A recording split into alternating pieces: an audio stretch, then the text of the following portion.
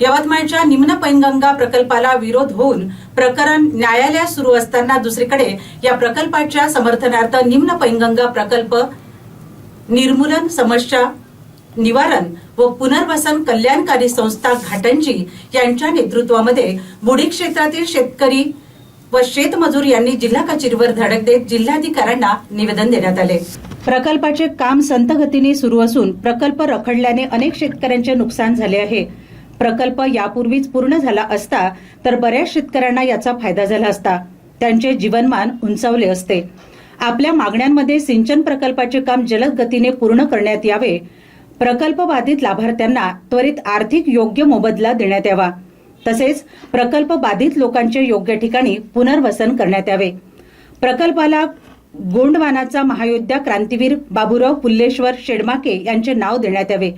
पहिल्या टप्प्यातील 18 गावांची पुनर्वसनाची प्रक्रिया जलद गतीने चालू करून गावकऱ्यांच्या मागणीनुसार गावठाण पुनर्वसनाची जागा निश्चित करून देण्यात यावी।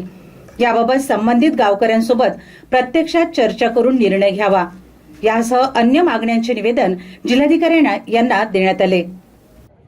तुम्ही कशासाठी आला आणि काय मागण्या? आमच्या सोबत जे आज इथं आलेले आहेत ते सगळ्या लोक जे आहेत ते बुडी क्षेत्रातले आहेत। आजपर्यंत ज्या लोकांनी विरोध केला होता ते सर्व आज इथं आलेले आहेत आणि आज आम्ही आतापर्यंत धरणाचा पाठपुरावा केला।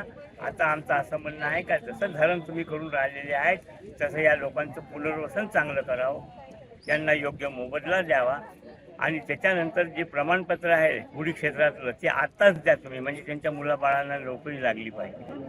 असं ते 5-7 ठळक मागण्या आहेत आमच्या।